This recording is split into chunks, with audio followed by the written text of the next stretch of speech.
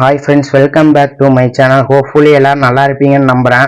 அதாவது இப்போ நியூஸில் அதிகமாக இப்போ போர்ட்ரேட் ஆகிட்டு இருக்கிறது வந்து டிடிஎஃப் வாசன் ப்ரோ வந்து இப்போ அரெஸ்ட் பண்ணிட்டாங்க அப்படிங்கிறது தான் இப்போ நியூஸாக போயிட்டுருக்கு. அது ஒரு நியூஸுங்கிறத விட இந்த நியூஸ் சேனல்ஸ்லாம் அதிகமாக போட்டு ரொம்ப அதை ஒரு சின்ன விஷயத்த வந்து ரொம்ப பெருசு பண்றாங்க.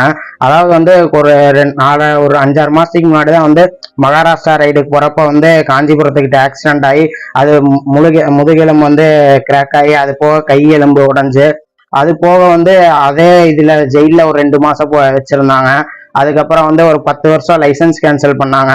ஒரு பைக் தான் லைஃப் அப்படின்னு இருக்கவர்கிட்ட வந்து பைக் லைசன்ஸ் கேன்சல் பண்ணா அவருக்கு அதுவே எவ்வளவு கஷ்டமா இருக்கும். அதுக்கப்புறம் கொஞ்ச நாள் கழிச்சு இப்பதான் கார் லைசன்ஸ் எடுத்தாரு. அதுலயும் ஒரு பிரச்சனை, அதுல போன் பேசிட்டு போயிட்டு இருந்திருக்காரு, அதுக்கு ஒரு கேஸ்.